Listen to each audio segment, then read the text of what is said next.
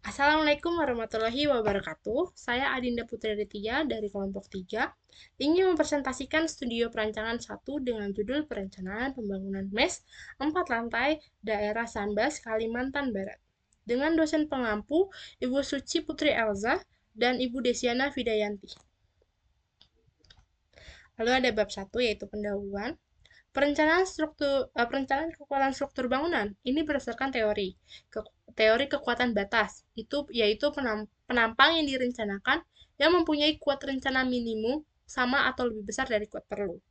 Selain itu juga perencanaan harus mengikuti prinsip-prinsip perencanaan kapasitas yang diantaranya itu ada balok lemah, kolom kuat, serta kapasitas struktur. Struktur atas tidak boleh lebih besar dari struktur bawah. Berikut ada deskripsi bangunan yang sedang kami presentasikan.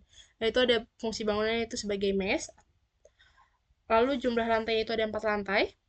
Total tinggi bangunan itu 15,8 meter.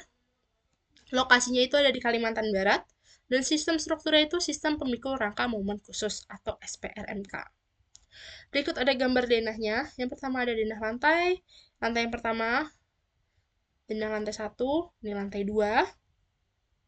Lalu ada lantai 3 dan lantai 4. Lalu di sini ada tampak atas, tampak depan. Lalu ada potongan A, potongan CC, potongan DD. Berikut ada spesifikasi material yang digunakan, yaitu ada mutu baja tulangan. F-yield-nya itu 400 MPa dengan diameter 19, lebih dari 19. Terus mutu betonnya itu tergantung dari struktur, begitupun juga modulus elastisitasnya. Berikut rumus modulus elastisitasnya itu 4700 akar mutu beton. Akar dari mutu beton. Nah, untuk mutu betonnya itu dilihat dari struktur, yaitu ada plat, balok, dan pile cap, itu mutu betonnya 35. Dengan modulus elastisitasnya itu 27805,57. Untuk struktur kolom dan bore pile, itu mutu betonnya itu 40. Dengan modulus elastisitasnya itu 29725,41. Lalu berikutnya ada beban mati. Beban mati dalam pembebanan itu dibagi dua, itu ada beban mati dan beban hidup. Nah, beban mati dalam perencanaan MES ini itu meliputi beban mati berat sendiri atau DL, beban mati tambahan atau SIDL. Nah, beban mati berat sendiri itu atau DL ini tuh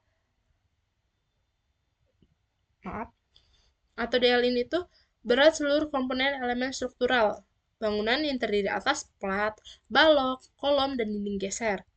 Lalu beban mati tambahan atau superimposed dead load itu berat komponen non-struktural. Nah, berikut adalah daftar beban mati tambahan ya. Nah, berikut ini daftar beban mati tambahan untuk lantai 1 sampai 4.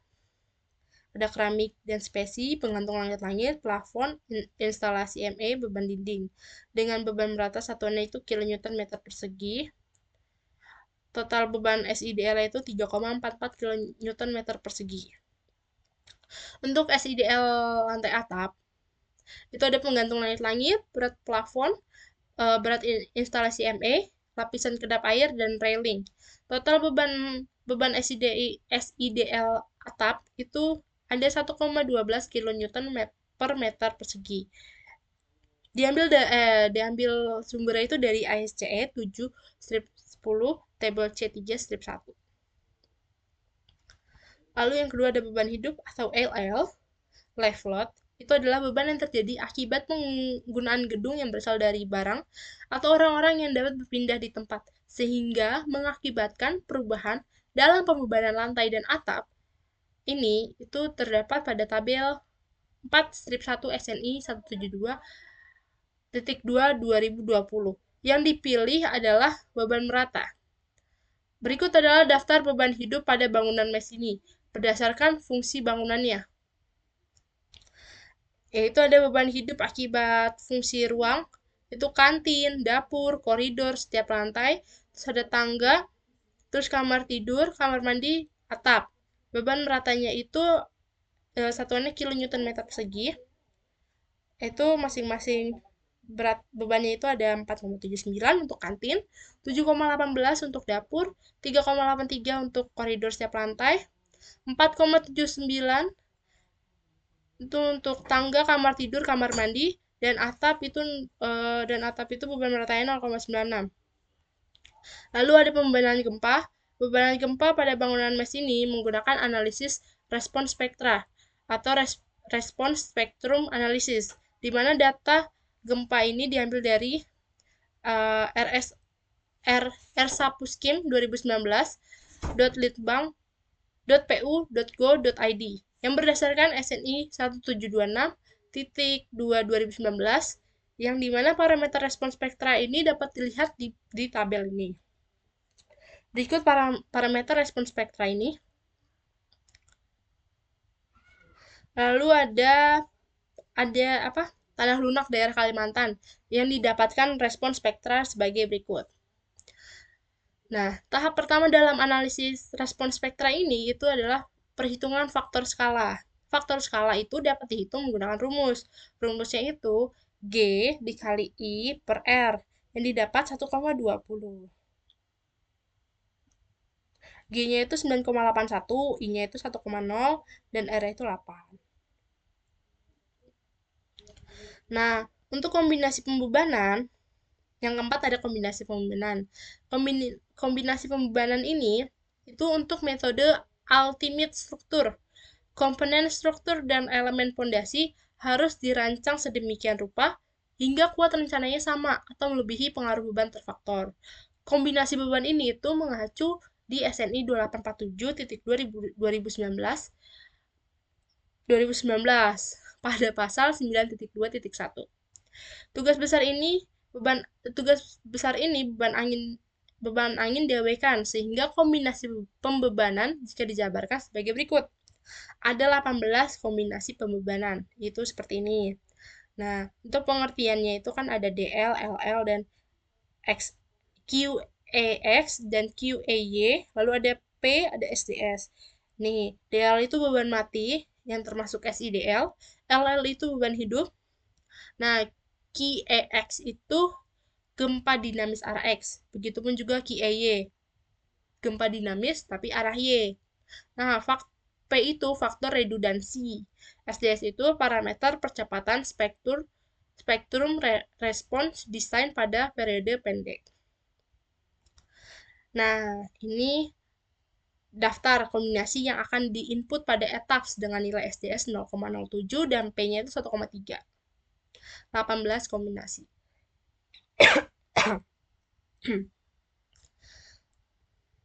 Lalu yang kedua ada perencanaan elemen struktur. Nah, perencanaan awal dimensi plat ini mengacu pada perbandingan bentang panjang yaitu LY dan bentang pendek itu LX sebagai berikut. Rumusnya itu beta sama dengan L panjang per L pendek. Nah, jika betanya itu lebih besar dari 2, maka plat yang digunakan itu per satu arah. Tapi sebaliknya, jika 1,0 lebih kecil dari beta, lebih kecil dari 2, maka tipe plat yang digunakan itu plat dua arah. Nah, berikut ada sistem plat satu arah itu diartikan sebagai elemen plat yang memiliki kecenderungan mentransfer beban hanya ke satu arah. Perencanaan plat satu arah ini mengacu pada SNI 2847/2019. Nah,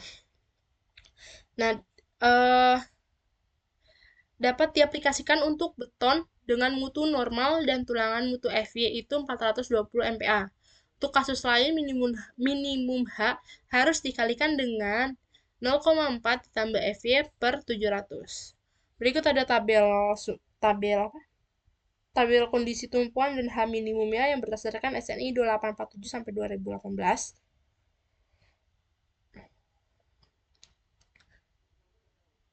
Di sini ada tumpuan sederhana, satuan ujung menerus, kedua ujung menerus, dan cantilever. H minimumnya ada ini. Lalu selain itu, tebal plat rencana minimum yang disyaratkan SNI 2847/2019 adalah 120 mm.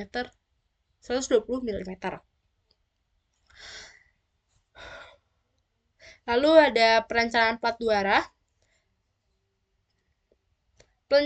Sistem plat dua arah ini akan dijumpai jika plat beton menahan beban yang berupa momen lentur pada bentang dua arah. Perencanaan plat dua arah ini mengacu pada SNI 2847/2019. Berikut ini tabelnya. Lalu ini ada perhitungan plat dua arah. Yang diketahui itu ada LY itu 3000, LX itu 2000. Yang dimana rumus beta itu tadi LY per LX yang didapat 1,5. Sebelumnya juga 1,5 berarti saya mendapatkan plat dua arah karena 1,0 lebih kecil dari beta dan lebih kecil dari 2. Beta saya lebih kecil dari 2, maka saya mendapatkan plat dua arah.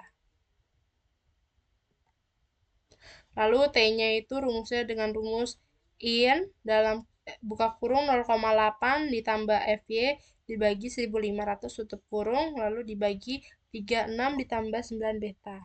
Dan didapat dari 102,39 mm yang dibulatkan menjadi 120 mm. Berikut tabel rekapnya. Lalu ada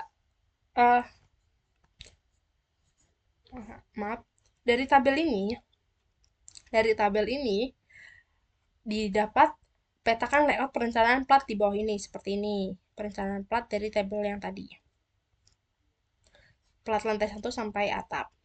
Lalu ada perencanaan balok. Perencanaan balok non prategang ini yang tidak bertumpu atau melekat pada partisi atau konstruksi lain yang mungkin rusak akibat lentutan yang besar.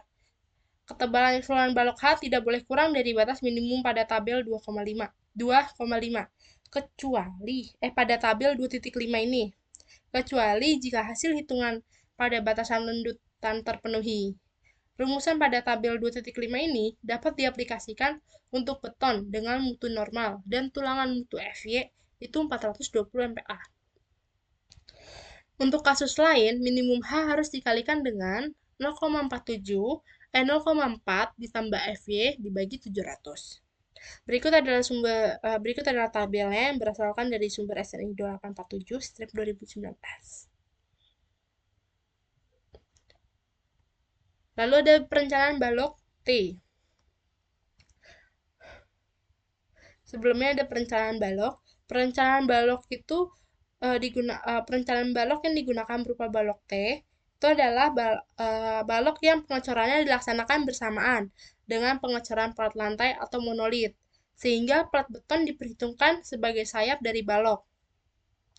Dengan lebar sayap tertentu, secara umum balok T ini dibagi menjadi 2, yaitu balok pinggir eksterior atau balok L dan balok tengah interior atau balok T. Nah, untuk menghitung balok T dan balok L digunakan standar SNI 2847/2019. Nah, berikut yang pertama itu balok T. Balok T ini lebar flash efektif yang diperhitungkan tidak lebih besar dan diambil nilai terkecil dari nilai-nilai berikut. Dan nilai-nilai berikut itu ada 1/4 panjang bentang balok L/4, 8 kali tebal slab 8 TP, 1/2 jarak bersih antar badan-badan balok yang bersebelah setengah buka kurung L dikurang setengah K1 dikurang setengah K2 tutup kurung. Lalu ada perencanaan balok L juga lagi. Tadi balok T, sekarang balok L. Nah, untuk balok L ini, lebar flange efektif yang diperhitungkan tidak lebih besar dan diambil nilai terkecil, sama. Tapi bedanya di sini 1/12 panjang bentang balok atau L/12, 6 kali tebal slab, 6 TP. Untuk L ini 6 kali tebal slab. Lalu setengah jarak bersih antara badan-badan balok yang berdekatan, rumusnya sama. Nah, berikut adalah perhitungan dimensi balok T. Untuk balok T, yang diketahui itu L-nya 3000, H-nya itu rumusnya L per 18,5. Nah, yang didapat 162,16 mm, dan B-nya itu rumusnya H per 2, yang didapat 81,08 mm. Lalu ada T, T-nya itu 120. Nah, BE ini diambil dari yang kecil, maka kita bikin 3 persamaan di bawah ini. Nah, diambil yang paling kecil dari 3 persamaan ini. Itu ada B yang pertama, BE1 itu dengan rumus L per 4 itu didapat 750 mm. Lalu BE2 8T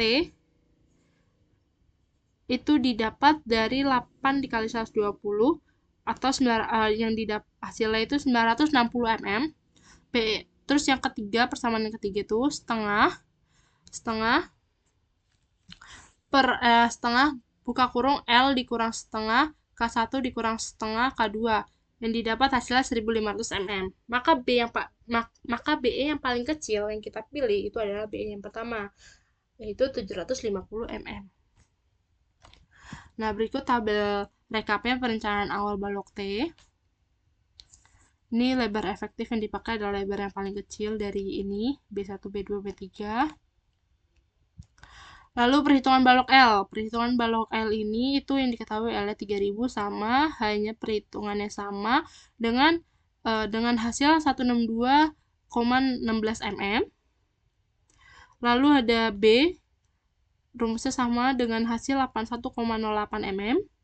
Dengan T 120. Nah, balok L ini itu sama. Balok L ini itu sama diambilnya itu dari minimum 3 persamaan di bawah ini. Ya kan? Nah, yang paling kecil kita ambil yaitu adalah di persamaan pertama yaitu 250 mm. Berikut tabel rekapnya balok L. Nah, dari tabel yang ini dapat dipetakan layout perencanaan di bawah ini nih, di perencanaan balok di bawah ini. Dari tabel perencanaan balok L dan balok T tadi didapat layout perencanaan balok ini di bawah ini. Lalu ada perencanaan kolom. Perhitungan kolom itu menggunakan rumusnya itu AG lebih besar dari PU per 0,35 kuat tekan kolom. Nah, perhitungan beban lantai untuk tributari area 6 kali 4 meter. Oke. Nah, ini itu perencanaan tributari area. Gambarnya. Nah, berikut ada pembebanan. Maaf. Nah, berikut ada pembebanan. Pembebanan pada lantai atap itu B1, B2, B3, B4, dan plat lantai itu berat jenisnya 24 dengan panjang B1, B2 itu 2, B3, B4 itu 3, plat lantai itu 6. Berat jenisnya tadi itu dengan satuan kilonewton meter per kubik, lalu panjangnya itu dengan satuan meter, dan lebar itu dengan satuan meter. B1 sampai B4 itu 0,3 lebarnya. Untuk plat lantai itu 4 meter. Lalu tingginya itu B1 sampai B4 0,5 meter. Dan plat lantai itu 0,12. Untuk PU-nya B1 dan B2 itu sama 7,2, B3 dan B4 itu 10,8. Dan plat lantai itu 69,12. Dengan berat beban mati totalnya itu 105,12 kN. Lalu ada beban mati tambahan ya dengan total 26,88 kN. Di sini nih ada ini tuh daftar ini sama kayak yang tadi saya jelasin di bab 1. Sama dengan berat beban mati tambahannya itu 26,88 kN. Lalu ada berat beban hidup, itu ada atap, itu dengan total 23,04 kN. Nah, beban total pada lantai atap nih keseluruhan, itu ada 155,04 kN. Nah, lalu di sini ada beban pada lantai 1 sampai 3. Daftar-daftar itu sama yang saya jelaskan di bab 1 tadi. Hampir sama. Lalu ada total berat berat beban mati atau DL itu ada 143,28. Berat beban mati tambahan SIDL itu 82,56 kN. Nah, lalu berat beban hidup atau LL itu 103,44 kN. Nah, beban total pada lantai semua 1 sampai 3 ini totalnya itu 329,28 kN. Lalu di sini ada perencanaan dimensi kolom. Nah, perencanaan dimensi kolom ini ada atap, lantai 3, lantai 2, lantai 1. Memiliki berat per lantainya berbeda-beda, berat akumulatifnya juga dengan mutu beton yang sama 40. Luasnya juga beda-beda dengan satuan milimeter persegi dan sisinya milimeter. Satuannya dimensi kolomnya itu 400 kali 400. Terus ini perencanaan dimensi kolomnya ini ada tipe triburinya itu ada tributarinya itu ada atap, lantai 3, lantai 2, lantai 1. Tributary areanya 6 kali 4 itu 400 kali 400, 4,5 kali 4 itu 400 kali 400. Sebenarnya dimensi kolom ini 500 kali 500. Nanti di bab 5 akan dijelaskan. Nah, berikut ada layout perencanaan kolom. Berdasarkan tabel perencanaan di atas yang tadi, yang ini, itu didapat petakan layout perencanaan kolom di bawah ini. Ada kolom lantai 1 dan kolom lantai 2 sampai 4. Lalu ada modelisasi struktur. Nah, yang pertama, ini kita menyesuaikan box yang di sini tuh. Pertama kan kita membuka aplikasinya, lalu buka new model, terus default etap, terus habis itu baru muncul box seperti ini. Nah, ini kita isi sesuai data yang ingin kita desain, bangunan yang ingin kita desain sesuai. Di sini ada number of stories 4 lantai, lalu grid line X-nya dan Y-nya itu 4, spacing X dan Y-nya itu 24 sama 24. Terus add structural object-nya itu grid only. Nah, setelah itu grid data, oke.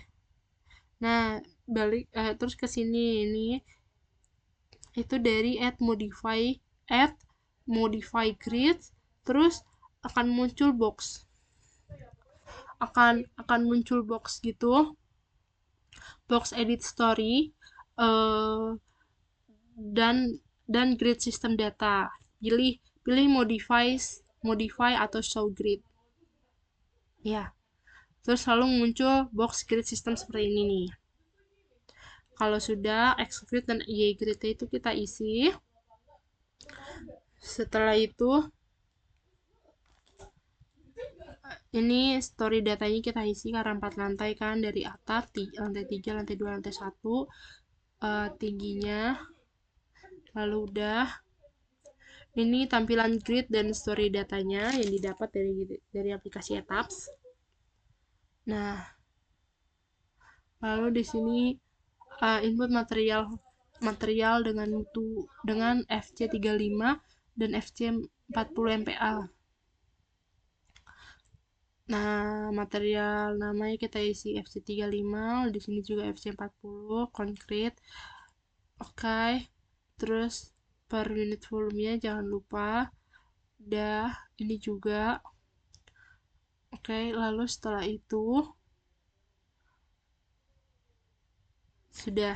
itu kita ke frame section data. Frame section data ini ada di modify show material property design data. Udah.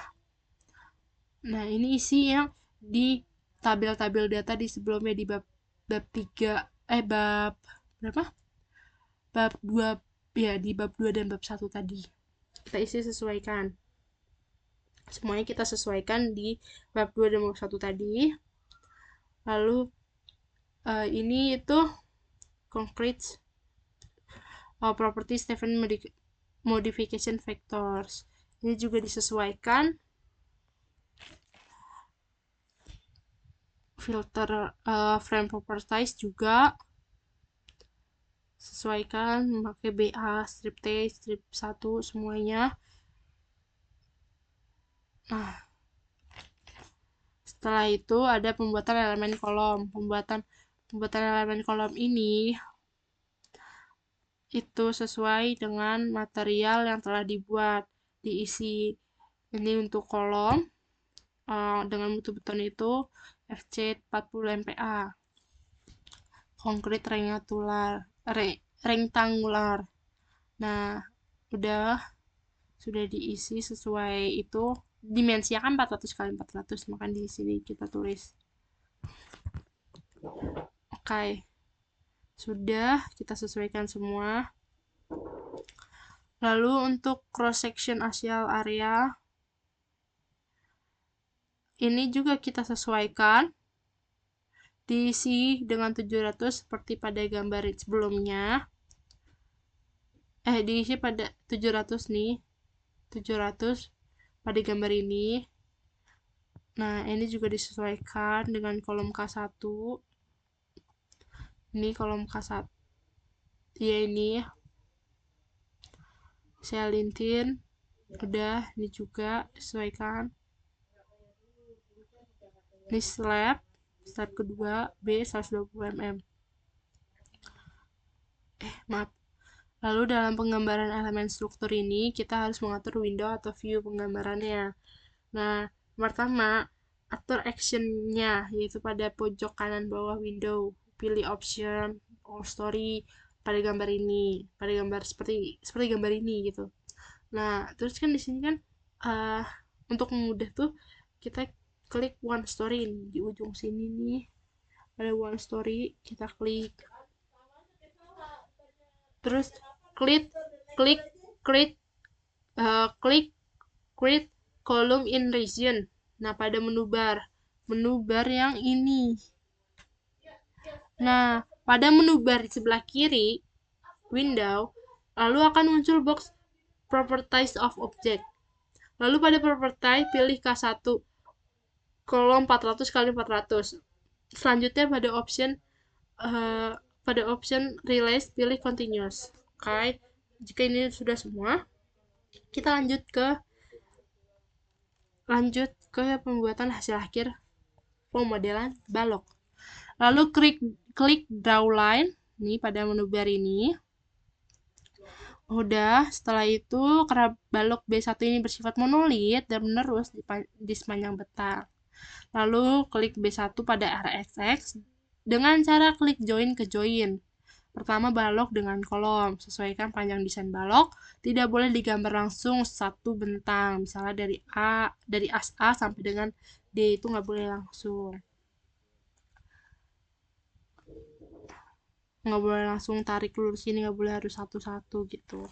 Nah, terus setelah semua gambar balok B1 ini tergambar, kemudian hapus elemen balok yang tergambar pada base dengan pilih set plane view ke base, lalu ubah actionnya di kanan bawah dengan pilih one story, kemudian balok seluruh elemen balok pada base, hapus elemen balok yang tergambar pada base sehingga hasil akhir penggambaran balok dapat dilihat. Oke. Lalu pemodelan plat dan void. Nah, di sini klik draw rectangular area. Sudah, yang ini. Yang ini, bukan. Ya. Yang ini. Oke. Digambar pada plat lantai dengan tebal 0,12 pada gambar ini. Nih, sudah semuanya sudah disesuaikan sesuai prosedur dan sesuai data yang sudah kita punya. Jika sudah, ini pemudahan peletakan pada struktur digunakan peletakan jepit, maka dilakukan dengan langkah-langkah sebagai berikut. Itu ubah plan view ke level base dengan cara pilih menu view, set plan view, terus select plan level, terus ke base. Lalu optionnya one story biar lebih mudah lagi, balik lagi. Terus balok semua join pada base, pilih menu assign, join point, restrain, terus habis itu support. Restrain atau support, terus pilih tanda peletakan jepit pada box S. Itu yang ini. Yang lurus ini, oke? Lalu setelah itu, ada beban mati tambahan. Nah, kita sesuaikan lagi dengan data-data yang sebelumnya yang sudah kita punya. Ini berikut adalah hasil akhir penginputan beban mati. tambahan lantai 1 sampai atap, satuannya kilonewton meter. Lalu ada beban hidup, ini tuh kita isi sesuai data-data, maaf Bu. Lalu ini tuh kita isi dengan sesuai data-data. Ini tuh hasilnya, hasil dari akhir beban hidup. Terus ini kita isi beban gempanya, beban gempa statiknya. Kita isi dengan bebannya untuk arah XX dan arah JJ. Jika sudah, balik lagi, bukan balik, jika sudah, selanjutnya ini kita ubah sifat faktor untuk space X sebagai UI, U1 dan spek Y sebagai U2 pada gambar ini nih. Ya, pada dua gambar ini. Setelah sudah, kita masukkan beban kombinasinya yang ada 18 kombinasi tadi yang sudah dijelaskan di bab 2. Ya. Lalu ada analisa struktur di bab 4 ini. Nah, analisa struktur pada tugas besar ini mencakup pengecekan terhadap periode fundamental, faktor skala gempa, dan gaya geser gempa, simpangan antara lain. Nah, ini berdasarkan SNI 1726.2020. Nah, pada pelaksanaan analisis untuk menentukan periode fundamental,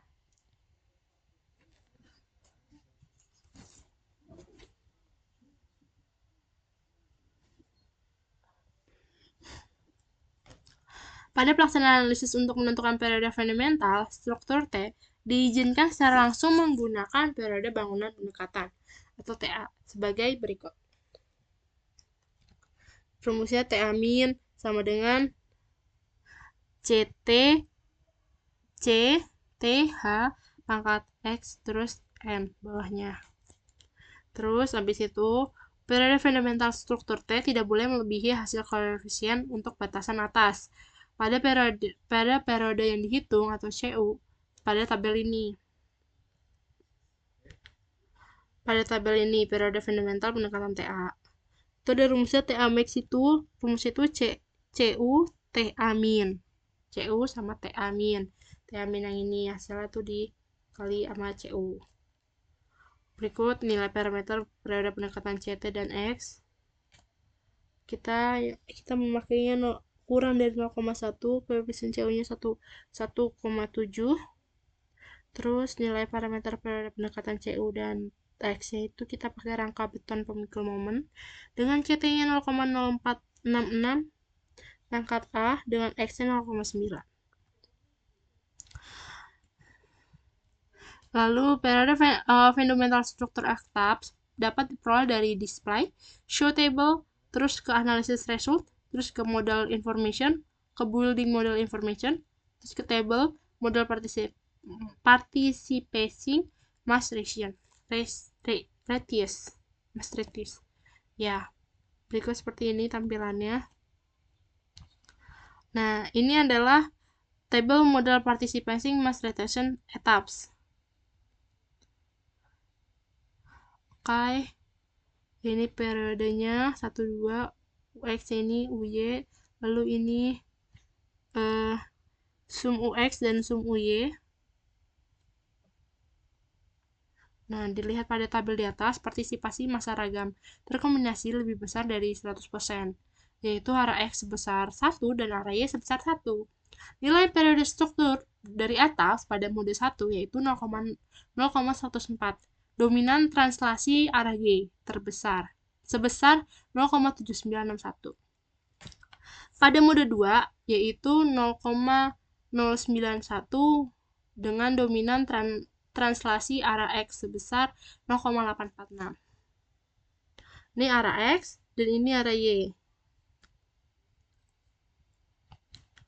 Nah, ini untuk perhitungan periode struktur, dibutuhkan data-data ini. Yang dibutuhkan itu parameter SD1 itu 0,1064, koefisien CU-nya itu 1,7, koefisien CT-nya itu 0,0466, koefisien X-nya itu 0,9, tinggi struktur atau H-nya itu 15 meter. Lalu perhitungan periode struktur ini berdasarkan rumus, itu yang tadi rumusnya, TA min itu rumusnya yang tadi, CT dikali HN pangkat X, dan kelompok kami mendapatkan hasil 0,533. Lalu TA max-nya itu mendapatkan hasil 0,906. Nah, sehingga penentuan periode fundamental yang akan digunakan harus memenuhi syarat di ini seperti itu TA min harus lebih kecil dari TA etaps. TA etaps harus lebih kecil dari TA max. Nah, untuk arah X itu 0,533 lebih besar dari 0,104, lebih kecil dari 0,906. Untuk arah Y, 0,533 lebih besar daripada 0,091, lebih kecil dari 0,906. Karena TA etaps, arah X maupun arah Y lebih kecil dari TA min, maka TA yang dipakai untuk arah X dan Y adalah TA min sama dengan 0,533. Nah, ini gaya geser gempa berdasarkan SNI. Lalu rumusnya itu V sama dengan CSW. V itu gaya dasar seismik. Terus keterangan CS itu koefisien respon seismik yang ditentukan dalam persamaan. W itu berat seismik. Nah, ini berikut rumus-rumusnya.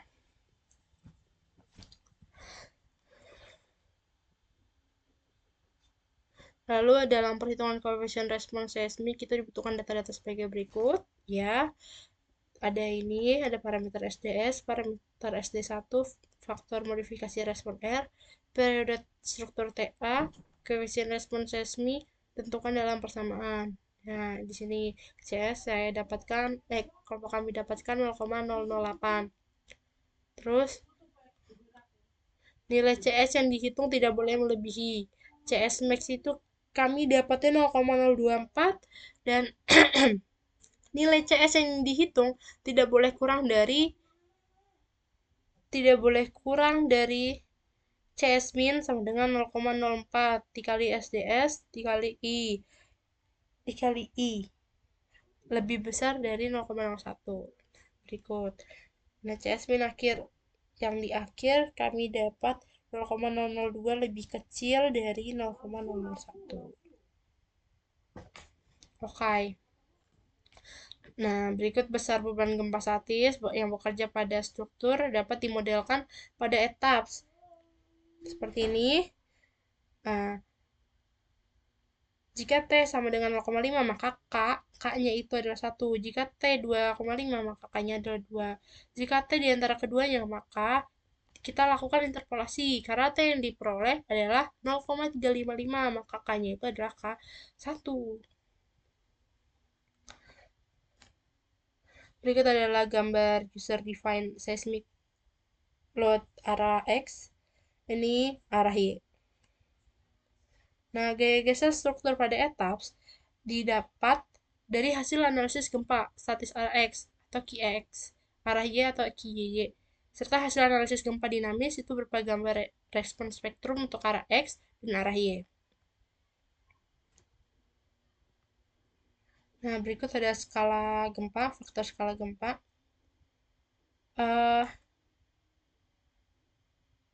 Ya, faktor skala gempa. Di sini ada tabel faktor skala gempa arah X dan ini Y. Sehingga analisis dan desain perlu dicek kembali dengan menggunakan faktor skala yang tersebut.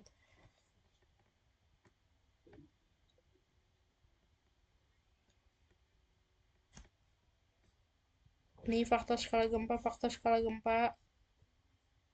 Oke. Lalu ada respon spektrum arah X dan Y. Nah, ini respon spektrum case data arah X dan Y. Ini X dan ini Y. Lalu ada simpangan antar lantai izin, antar lantai. Yang kita strukturnya itu semua struktur lainnya dengan kategori resiko 1 atau 2 yaitu 0,020 HESX, yaitu sumber dari SNI 1726.2020. Lalu berikut ada tabel drift story etaps yang didapat dari hasil analisis gempa dinamis berupa ragam respons spektrum untuk arah X dan arah Y. Maaf. Nah, berikut ada tabel simpangan antar lantai X dan Y. Ini lantai X, ini lantai Y. Oke. Lalu di sini ada apa? Diagram simpangan antar lantai terhadap elevasi tanah H. Ini yang simpangan X dan ini simpangan Y.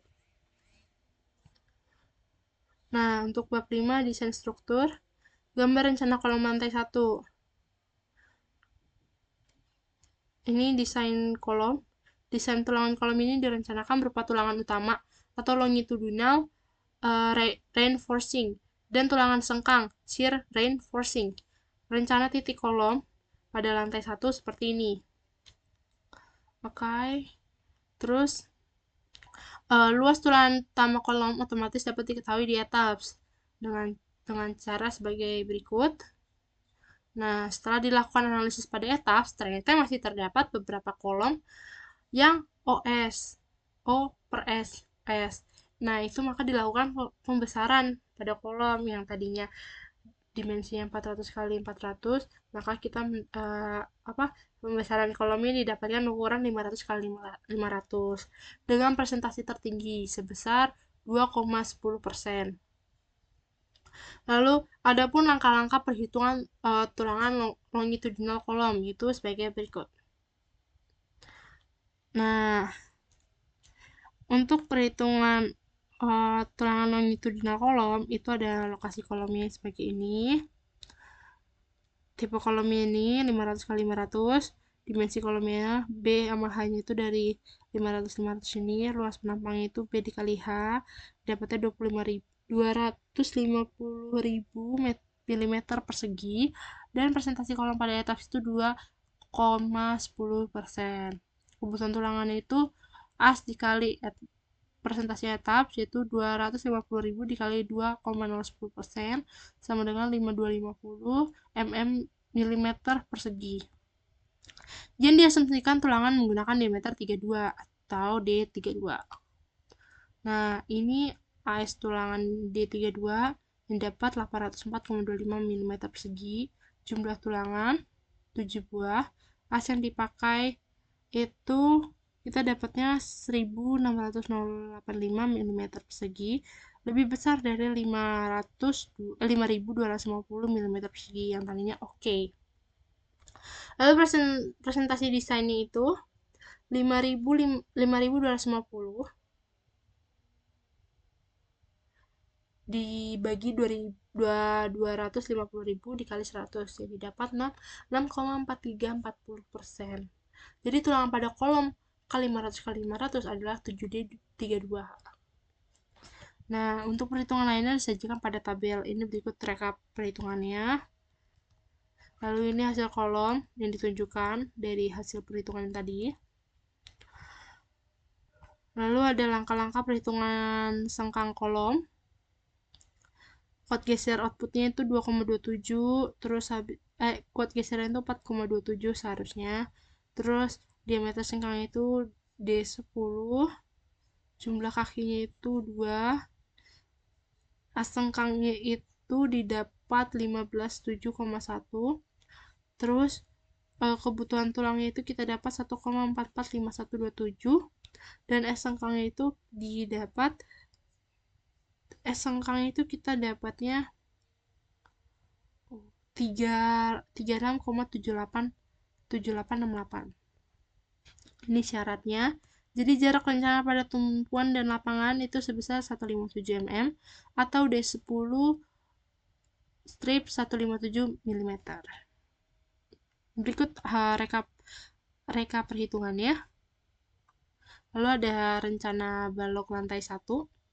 Desain tulangan balok yang akan direncanakan pada tulangan utama dan tulangan sengkang itu adalah sebagai berikut. Nah, ini itu tulangan longitudinal balok yang dikerjakan melalui etap, dan berikut adalah perhitungannya. Dari gambar tersebut, detail luas tulangan ditinjau dari atas bawah menggunakan tulangan ulir dengan diameter 19, didapat asnya itu 283,53 mm persegi, dan asminnya itu didapat 517,66 mm persegi, dan asmin yang satunya lagi dengan rumus yang berbeda itu didapat 490 mm persegi. Maka kita menggunakan asminnya itu 517,66 mm persegi.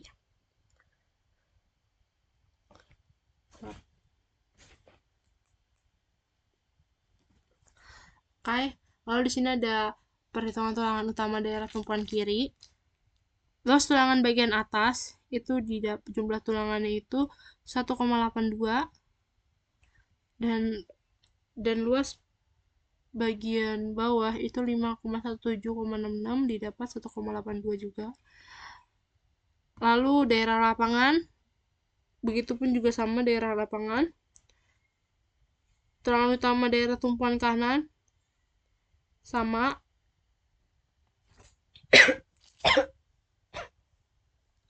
Lalu ada tulang sengkang balok. Tulang sengkang balok ini hasil desain balok yang didesain melalui etaps. Nah, berikut perhitungannya itu ada daerah tumpuan kiri.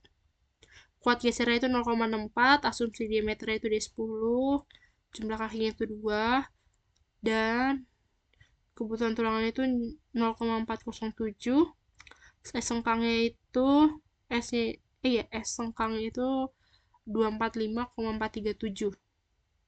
Maka diambil jaraknya 200 mm. Nah, daerah tumpuan lapangannya itu ada 0,32 dengan diameter 10, jumlah kaki 2, A sengkangnya itu 157,1, dengan kebutuhan tulangan 0,203, dengan S sengkangnya itu 490,874, diambil jaraknya 200 mm. Itu daerah tumpuan lapangan.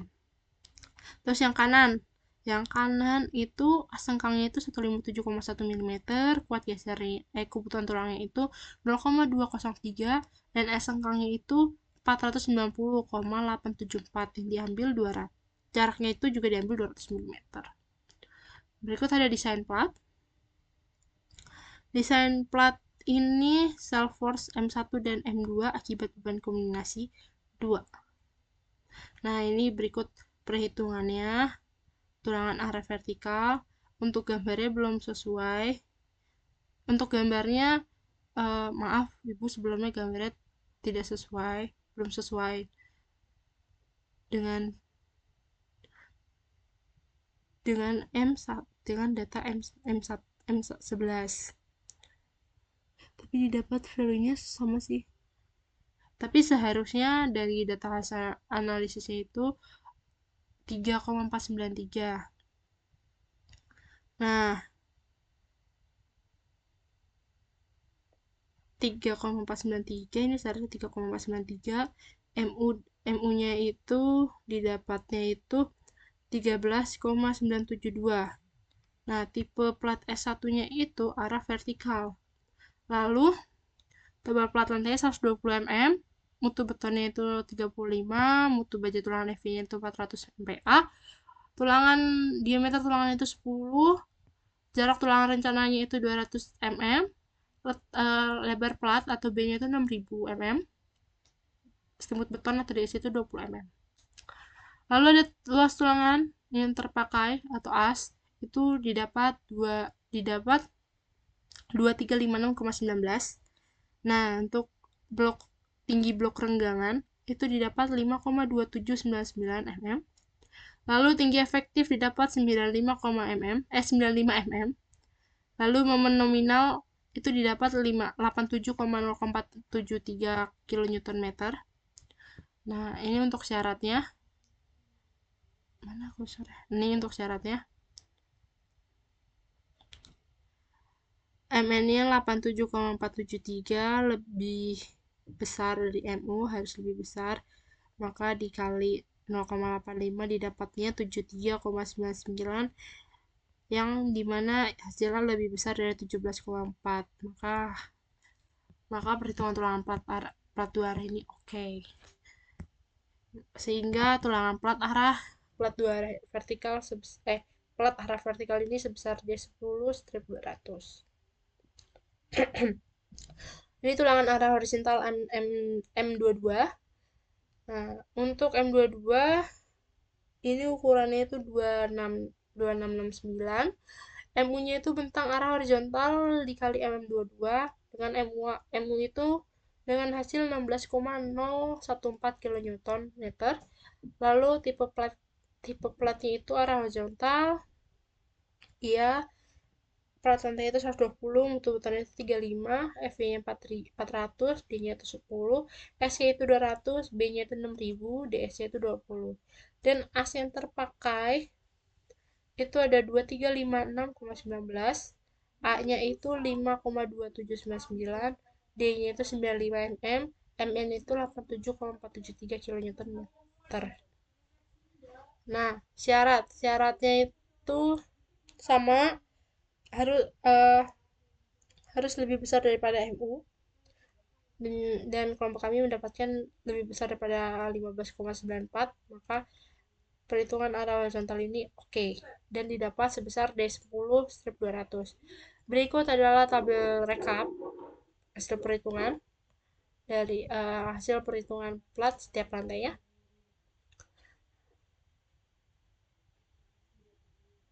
Berikut adalah detail kolomnya. Ini detail balok. Ini juga. Oke.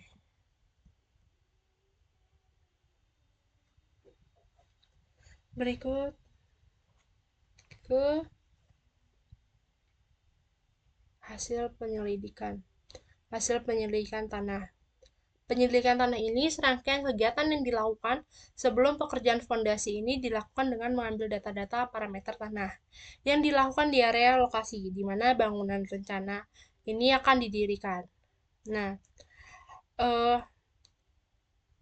laporan penyelidikan tanah ini merupakan rangkuman dari penyelidikan yang dilakukan di lapangan dan penyelidikan laboratorium yang diharapkan dapat mewakili sebagai bahan pertimbangan dalam desain fondasi yang akan digunakan.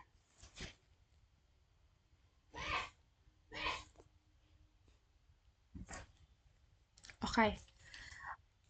Lalu ada distribusi titik penyelidikan tanah sondir dan bor mesin. Di sini penyelidikan tanah ini menggunakan sondir 2,5 ton, dilakukan sebanyak 2 titik, dan penyelidikan tanah bor mesin ini 1 titik, yang merupakan bagian dari rencana pembangunan asrama Kalimantan Barat ini atau MES ini. Di letak titik pengujiannya itu dapat dilihat pada denah. Nah, berikut adalah tabel hasil penyelidikan tanah menggunakan sondir dan bor.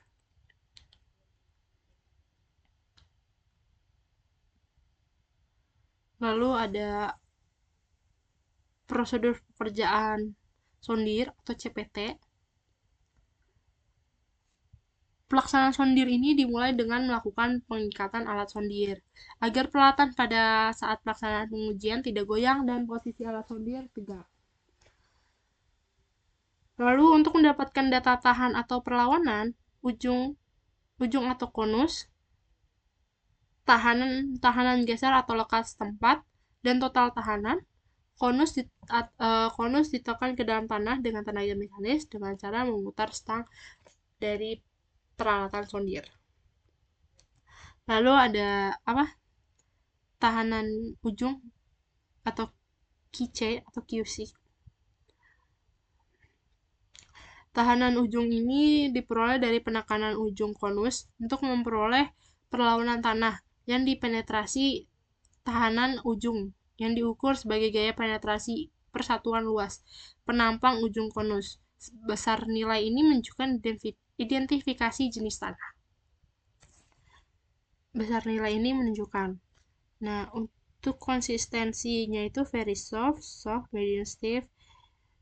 Ini tanah sangat lunak, ini lunak. Medium stiff, ini stiff, very stiff, hard. Untuk tekanan konusnya ini undrained kohesinya itu ini. Hubungan antara konsistensi dan tekanan konus Beckman 1965.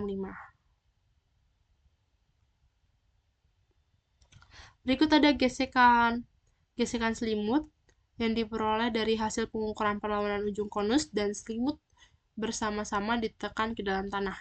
Dikurang hasil pengukuran tanah ujung konus dengan kedalaman penetrasi yang sama. Sifat-sifat tanah untuk klasifikasi tanah dapat memberikan data yang dapat langsung digunakan untuk perencanaan pondasi tiang. Lalu ada friction ratio atau VR. Ini merupakan perbandingan antara gesekan selimut dengan tanah ujung.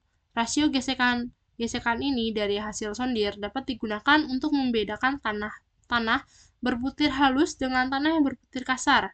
Nah, memperkirakan jenis tanah yang diselidiki. Lalu ada prosedur pekerjaan NSPT. Nah, ini pengujian pengeboran ini bertujuan untuk membuat lubang pada lapisan tanah. NSPT itu bor. Nah, ini untuk membuat lubang pada lapisan tanah, itu mengetahui susunan lapisan tanah, mendukung secara visual dan terperinci, mengambil sampel tanah terganggu, lapis demi lapis, sampai kedalaman yang diinginkan. Lalu mengambil sampel tanah tak terganggu untuk bahan penguji di lab. Lalu untuk melaksanakan pengujian standar penetration test atau SPT setiap interval 2 meter. Nah, mengamati dan melaksanakan pengukuran kedalaman muka air tanah atau ground water level, disingkat GWL. Lalu pengujian lab. Contoh tanah terganggu dan contoh tanah tidak terganggu diambil dari lapangan, dilaksanakan pengujian laboratorium untuk mengetahui sifat-sifat tanah, yaitu sifat-sifat fisik dan sifat-sifat mekanis. Cara pelaksanaan pengujian laboratorium untuk tanah los dilaksanakan menggunakan sistem Reumuldet dari bahan contoh tanah terganggu.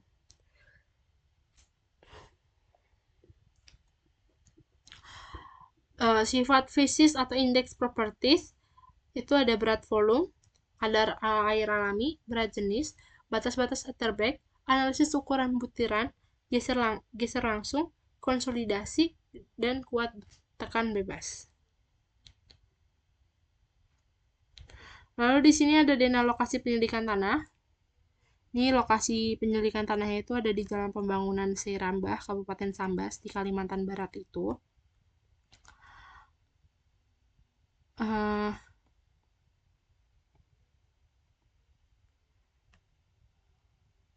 Terus habis itu perbedaan elevasi di lokasi terhadap jalan raya -1 meter. Dan kondisi lahan selama pekerjaan penyelidikan tanah berlangsung dalam keadaan banjir itu 0,50 meter. Koordinat titik penyelidikan tanah itu ada DB01 itu 1,31826 derajat, titik 2 109,275080 derajat, terus CPT-nya 01 1,3182888 derajat, 109275103 derajat. Yang keempat itu CPT 4 itu ada Libor CPT itu 1,3178003 derajat, 109275330. Oke.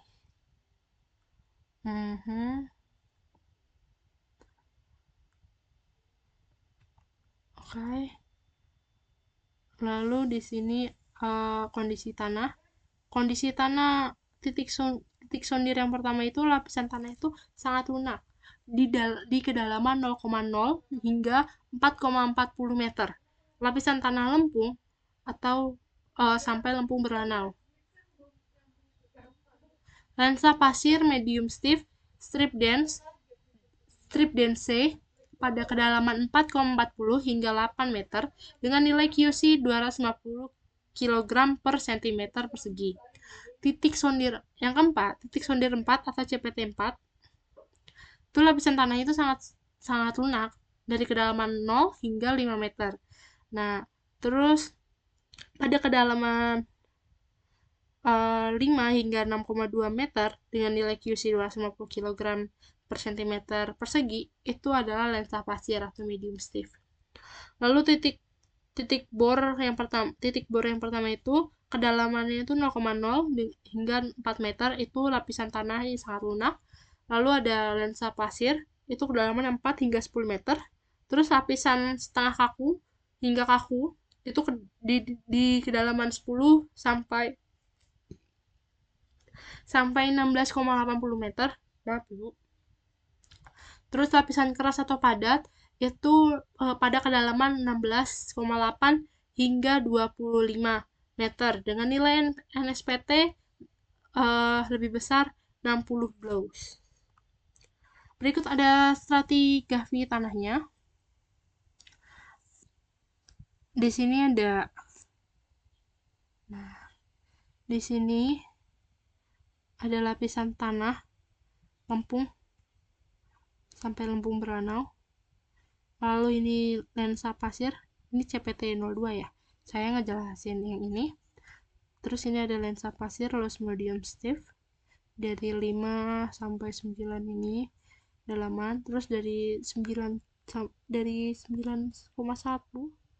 lempung lanau sampai lanau lempungan ini itu langsung sampai 18,1 atau 2 ini. Lalu dari 19 ini nih, dari sini itu lapisan keras atau padat itu berupa lapisan pasir. Nah, dengan nilai QC itu 250 kg per cm persegi. Lalu ada stratigrafi tanah. Ini yang sama kayak tadi. Kalau yang ini tuh CPT. Ini yang bor.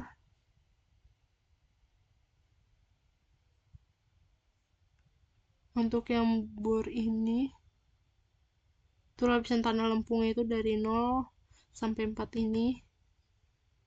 Itu nilai C-nya itu 0,09 kg per cm persegi dengan kohesi ya. Kohesi 5,79. Terus dari 4 sampai 10 ini tuh lensa pasir. Terus dari 10 sampai 16 ini nih, 16, 17, 16 nih sini itu adalah lempung lanau. Terus dari sini ya sampai dari sini sampai bawah nih itu lempung lapisan keras dan nilai SPT-nya itu lebih besar dari 60. Nah, ini untuk hasil penyelidikannya, hasil penyelidikan tanahnya dari Kementerian Pendidikan Kebudayaan, Riset dan Teknologi Universitas Tanjung Pura. Nah, ini nomor sampelnya, ini kedalamannya, GS, kohesinya sudah didapat. Oke.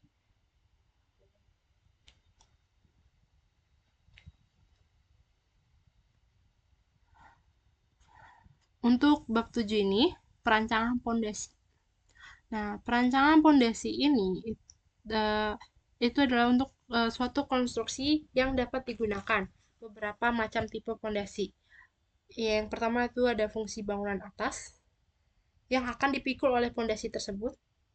Lalu yang kedua ini besaran beban dan berat bangunan atas. Yang ketiga ini keadaan tanah di mana bangunan tersebut akan didirikan. Yang keempat ini biaya pondasi dibandingkan dengan bangunan atas.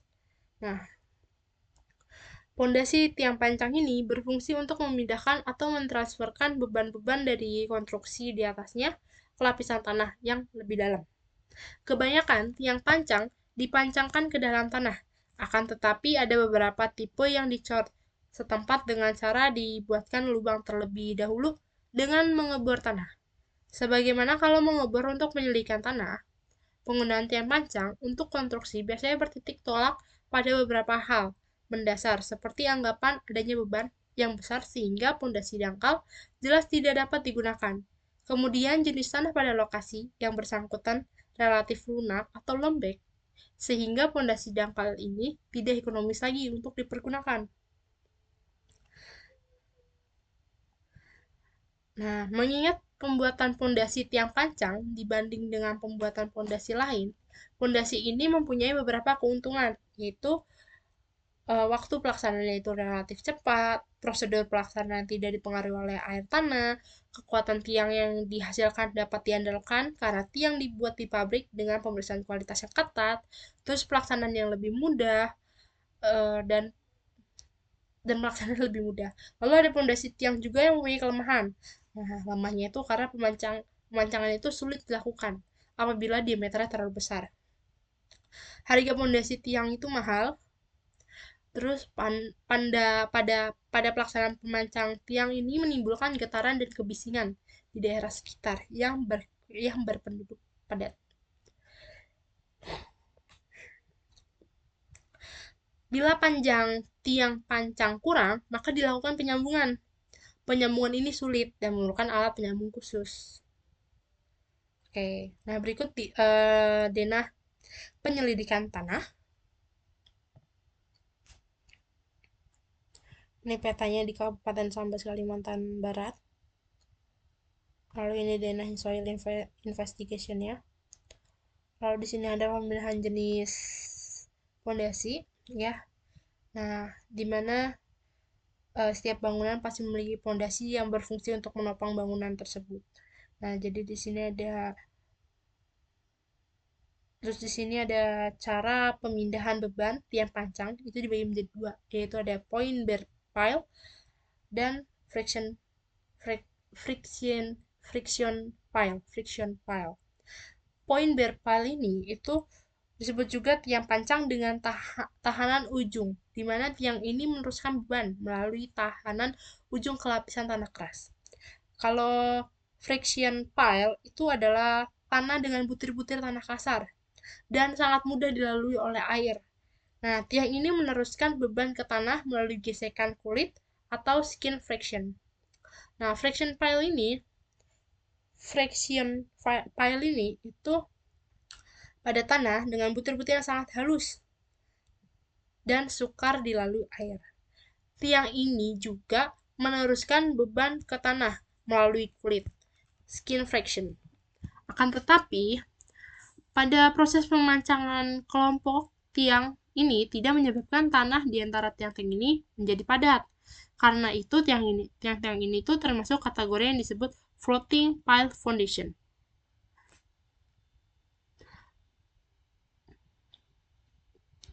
Lalu ada bahan yang digunakan tiang pancang, yaitu dibagi menjadi 4. Tiang pancang kayu, tiang pancang beton, itu ada precast reinforced concrete pile, terus ada precast prestressed concrete pile, terus ada cast in place. Terus yang ketiga ada tiang pancang baja, itu ada hub pile dan pipe pile.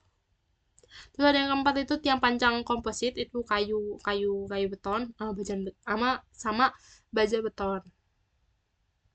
Lalu di sini setiap bangunan ini juga pasti memiliki pondasi yang berfungsi untuk menopang bangunan tersebut. Nah, secara umum, pondasi adalah suatu struktur yang terletak di permukaan atau di dalam lapisan tanah, yang berfungsi sebagai landasan dan juga untuk menyalurkan beban-beban yang berasal dari upper struktur dalaman tanah. Berdasarkan hasil penyelidikan tanah, ini dilakukan penggunaan fondasi dalam sangat disarankan dengan pertimbangan penyelidikan tanah yang sudah dilakukan. Lapisan tanah bawah cenderung terdapat lapisan lensa. Pemancangan dihentikan pada lapisan tanah keras pada kedalaman 18 hingga 25 meter. Lalu di sini ada data umum proyek. Nah, data umum proyek pembangunan gedung mes 4 lantai ini itu sebagai berikut. Ada nama proyeknya itu Gedung Mes, alamat itu Jalan Pastoran, Kota Singkawang, Kalimantan Barat. Jalan jenis bangunan itu mes atau penginapan. Jenis pendidikan tanahnya itu Con-Penetration Test CPT dan Standar Penetration Test atau SPT. Lalu ada metode pengumpulan data. Yang pertama itu ada tahap pertama itu ada pengumpulan data yang digunakan untuk menganalisis daya dukung fondasi tiang pancang.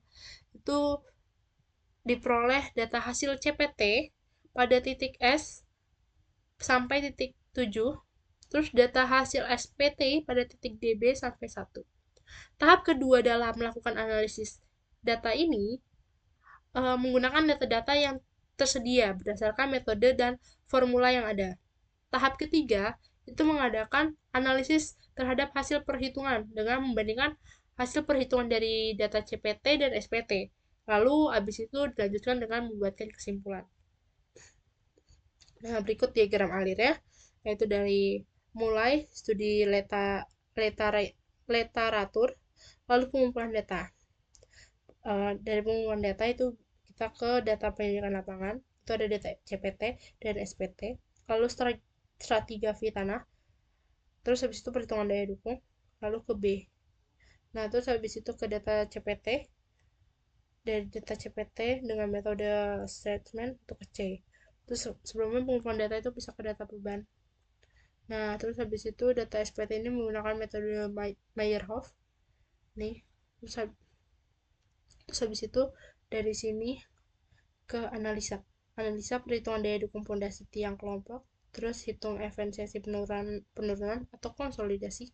Terus kita cek SG, cek izin. Jika tidak, balik lagi ke sini. Jika iya, kita lanjut ke cek konfigurasi atau terus kesimpulan, terus setelah itu selesai. Nah, ini berikut denah pembebanan pada masing-masing kolom, perhitungan daya dukung pondasi tiang pancang. Denah pembebanan pada masing-masing kolom. Seperti ini. Kolom 1, 2, dan seterusnya. Lalu ini juga denah kolom. Perhitungan daya dukung ini denah kolom ini A, B, C. Kalau di sini A, B, C, D, E, F, G. Nah, sama seperti di sini. Lalu ini data NSPT, metode Meyerhof. Hasilnya, data NSPT soil investigation. Mana? Ini lempung clay sangat lunak. Terus ini ada lempung clay. Terus lempung lanau. Dari sini berubah, terus jadi pasir halus, terus lempung, terus ke lempung lanau. Terus dari lempung lanau ke lempung organis. Terus lempung lanau. Ya, terus ke sini lempung lanau, lanau lempung, terus pasir halus hingga sedang, terus pasir sedang hingga kasar, dan seterusnya.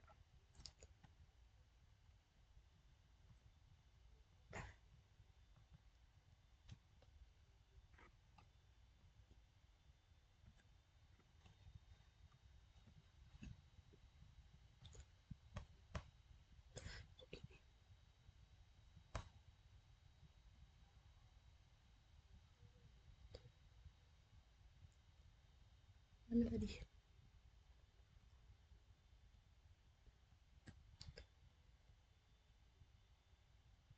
Oke. Lalu ada properties tiang. Ini diketahui dimensi tiangnya itu D-nya diameter itu 0,3, panjang tiangnya itu 19 berdasarkan kedalaman tanah keras. Terus luas ujung tiang itu diameter kuadrat 0,3 kuadrat, jadinya 0,09 meter persegi. Terus luas limut AS itu diambil dari 4 dikali D dikali L yang didapat 23 meter persegi. Nah, berat tiang atau G ini didapat dari diameter kuadrat dikali L dikali 2,4. Didapat 4,104 ton. Lalu di sini ada properties tanahnya. Terus di sini ada bidang runtuh pada tiang, bidang runtuh pada gesekan selimut. Ini kedalaman dan NSPT-nya. Ini lokasi ujung tiang ujung panjang, ujung pancang, lokasi ujung pancang. Nah, berikut hasil analisa tahanan ujung tiang atau QP. Nah, QP ini didapat dari QP dikali AP. Nah, Q besar ini, Q kecil P dikali 40 dikali NP. Nah, di mana AP ini tuh dimaksud luas ujung tiang, dan NP ini itu nilai NSPT di sekitar ujung tiang. Maka NP-nya itu 15. Maka NP-nya itu adalah 15 ditambah 30 ditambah 42 dibagi 3. Yang didapat hasilnya 29. Lalu Q kecil P itu dari 40 dikali NP lebih kecil dari 1600 T per M kuadrat. Nah, didapat 1160 lebih kecil dari 16.000 T per M kuadrat. Lalu Q besar P itu didapat dari Q kecil P dikali AP. Nah, hasilnya adalah 104,4 ton. Lalu ada tahanan selimut. Atau QS. Nah, tiang pancang beton bertulang pejal, tiang perpindahan besar. Nah, maaf Ibu. Nah, terus QP ini rumusnya AS tiang N dibagi 50, di mana AS itu selimut dinding tiang, N-nya itu nilai NSPT. Nah, maka N-nya itu 0 ditambah 2 ditambah 1 ditambah 16 ditambah 33 ditambah 4 ditambah 3 ditambah 14 ditambah 15 ditambah 30 dibagi 10. Nah, hasilnya adalah 11,8. Dan QS-nya itu AS tiang dikali N bagi 50. Nah, hasilnya 5,381 ton. Lalu, cek kekuatan bahan tiang. Nah, kita cek dengan rumus P-nya itu ohm bahan, P-nya itu tegangan izin bahan, dikali luas penampang tiang pancang. Nah, jadi di tegangan izin itu 0,25 dikurang 0,33 dikali FC. Yang didapat 125 kg per cm persegi. Lalu P-nya juga dari tegangan izin dikali luas penampang tiang pancang. Nah, didapat 100.000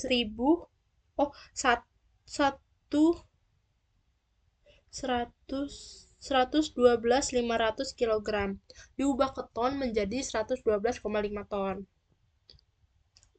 Lalu ada daya dukung ultimate dan allowable atau izin. Itu didapat rumusnya QU-nya itu dari QP ditambah QS. Nah, QOL itu dari QU dibagi SF. SF itu angka keamanan antara 2,5 sampai 4. Ya, kita diambil itu 2,5. Nah, maka Q-nya itu adalah kita mendapat hasil 109,781 ton dan QOL-nya itu 43,912 ton. Terus habis itu beratnya itu yang diizinkan. Itu QA berat tiang 43,91,4104 yang dimana hasilnya itu 39,808 ton. Itu untuk P tiang itu 112,5 ton. Dan oke, bahan aman. Maaf Ibu sebelumnya kalau ada telepon. Sebentar Ibu.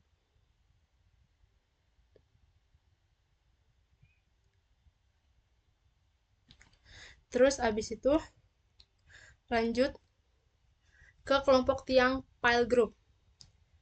Pada keadaan sebenarnya di lapangan, ini sangat jarang ditemukan tiang pancang yang berdiri sendiri. Umumnya tiang pancang digunakan secara per kelompok.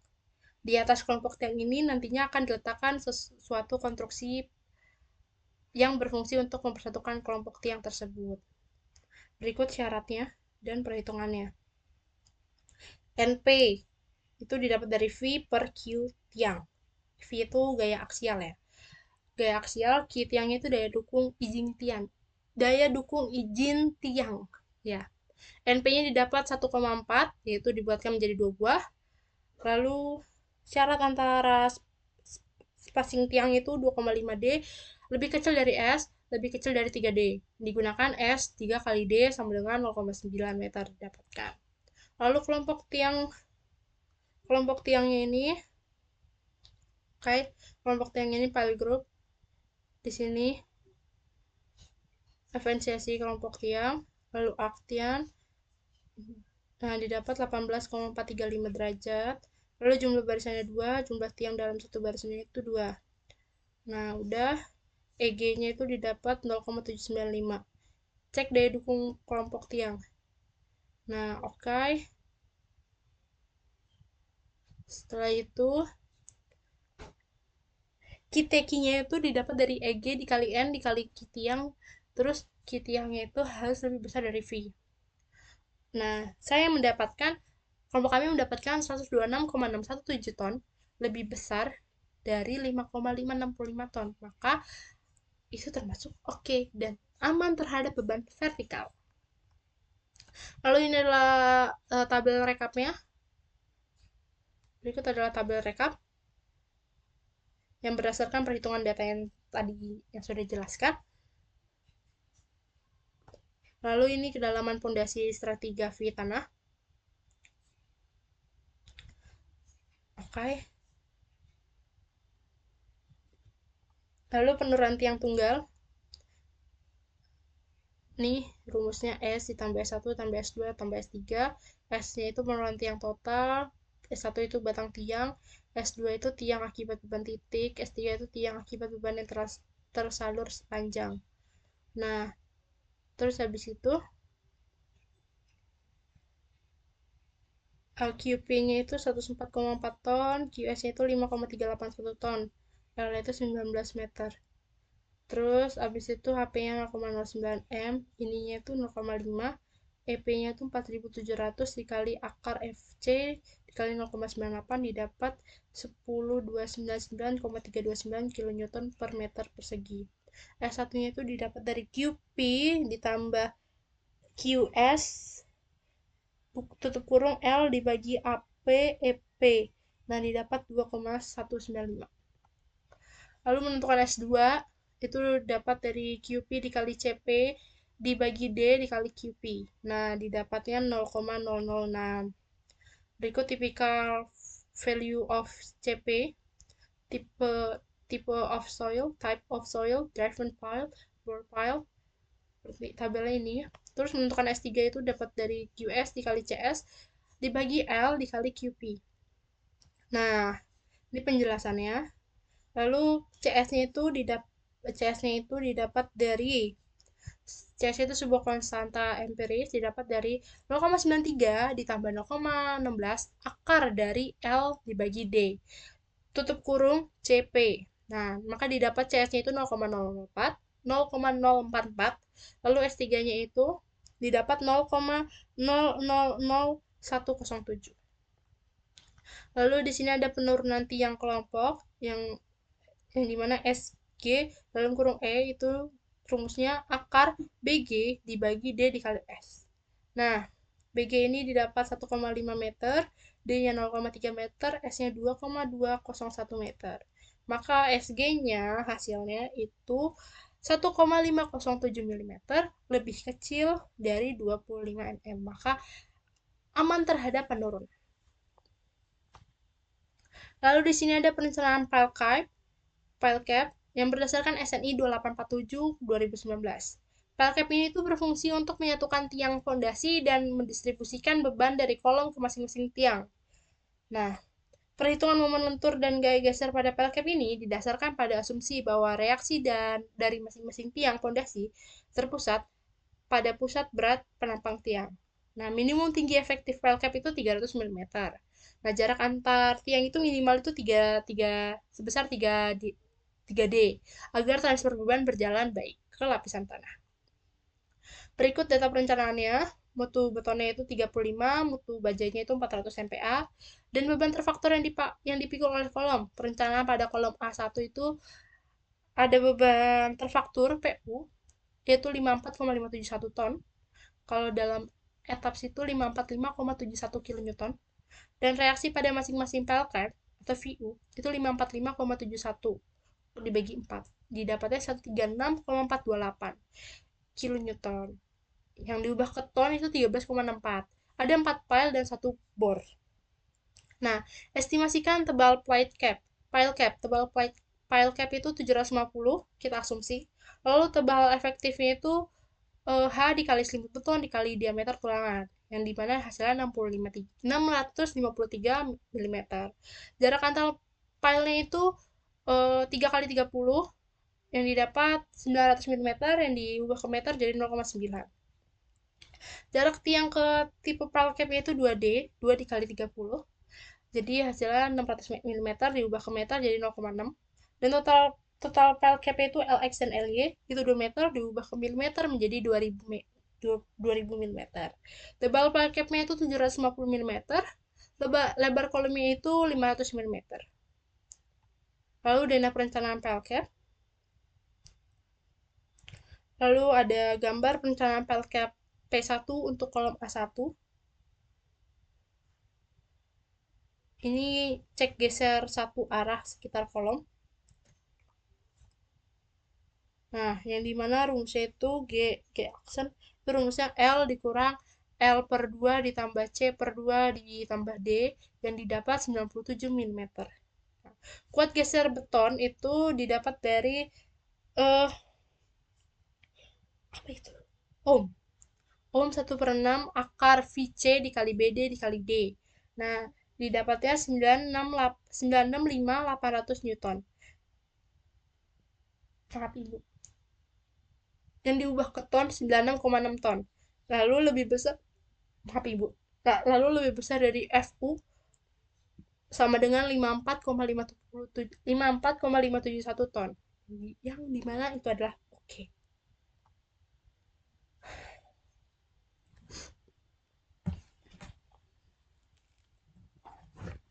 Lalu ada cek geser dua arah sekitar kolom. B0, keliling penambang kritis untuk geser dua arah pada plat dan fondasi. B0 itu didapat dari 4, buka kurung C ditambah D tutup kurung, yang dimana hasilnya 4612 mm. Ini lokasi kritis perhitungan geser dua arah di sekitar kolom. Yang berdasarkan SNI, nilai kuat geser pons dua arah untuk beton ditentukan dari nilai kecil antara VC1, VC2, dan VC3. Diperoleh rumus VC dari SNI sebagai berikut. Berikut adalah rumus VC 1, 2, 3. Lalu ini adalah cek geser dua arah sekitar kolom.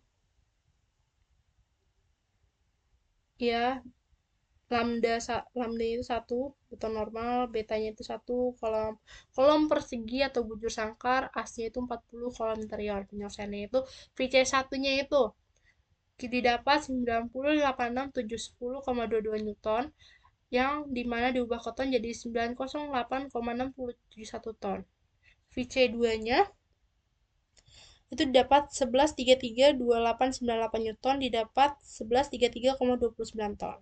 VC3 itu VC3 kita dapatkan 587966,022 Newton, diubah menjadi ton jadinya 587,964. Diambil VC terkecil yang akan digunakan untuk mewakili kontribusi beton dan menahan gaya geser, yaitu VC3. Dari VC1 dan 2 yang paling terkecil adalah VC3. Maka VC ini didapat 440,973 ton. lebih besar dari 54,571, tandanya oke. Lalu setelah itu, ini lokasi kritis perhitungan geser dua arah di sekitar kolom. Nah, lalu setelah itu, ini B0 yang tadi itu didapat 2053 mm. Nah, untuk VC-nya itu sama, kita cari yang kita gunakan yang terkecil. Maka yang terkecil itu adalah VC3 sebesar 261,78 ton. Nah, maka 196,29 ton itu lebih besar daripada 13,64. Tandanya oke. Lalu ada desain terhadap lentur. Nilai momen lentur yang digunakan untuk mendesain penulangan pile cap diambil dari reaksi tiang pancang terhadap muka kolom. Nah, di sini ada perhitungan muka kolom. Terus ini ada MU dikali 2 dikali FU dikali X1 ditambah X2 dibagi 2, lalu ada C dibagi 2, yang dimana hasilnya 81,857 kN meter. Rn-nya itu ada MU dibagi apa sih itu? Dibagi lambang itu saya lupa ibu apa namanya. Dibagi ini dikali B dikali D kuadrat. Maka didapatnya 0,1,07. P perlunya itu didapat dari 0,000267. Lalu as perlunya didapat 348,833 mm persegi. Asminnya didapat 2700 mm persegi. Asnya ini diambil dari yang terbesar yaitu 2700 mm persegi. Tulangan yang digunakan itu tulangan bagian bawah tarik. Nah, tulangan awal yang digunakan sebelumnya itu D22 ukuran 200 mm. Nah, dengan cek asnya itu rumusnya 1/4 dikali pi dikali D kuadrat dikali 11. Nah, hasilnya itu 4183,143 mm persegi. Asnya itu 2700. Tadinya oke. Tapi kita coba dengan ukuran diameter yang terkecil dengan ukuran 160 mm. Nah, tulangan yang terpasang sebelumnya itu 10. Sedangkan yang ini 12,5. Ya, kita bulatkan menjadi 13. Maka cek asnya itu kita dapatnya 3971 mm persegi. Nah, tetap lebih besar dari as yang 2700. Seandainya oke. Nah, dari dua jenis penulangan bagian bawah tarik ini, kita dapat memilih yang kecil. Nah, untuk lebih efisiensi, dapat menggunakan diameter tulangan yang kecil agar lebih efisien. Ya, maka kita pilih pakai yang ini.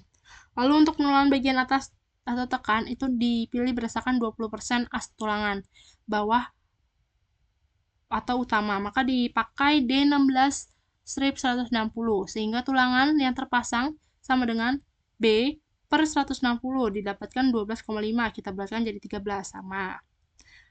Nah, untuk tulangannya ada 14 tulangan dan cek asnya itu ada 2816 mm persegi yang dimana lebih besar dari 20% as yaitu 794,2 mm persegi. Tandanya oke. Berikut ada gambar desain tulangan pile cap, gambar desain tulangan pile cap. Ini pile P1, ini P2. Lalu gambar desain tulangan pile cap. Ini gambar detail fondasi dan pile cap P1.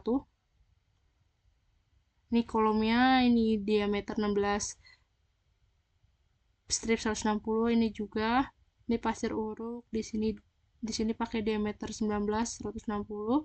Di sini juga diameter 19, terus ini tiang pancang. Lalu di sini sudah tanah keras.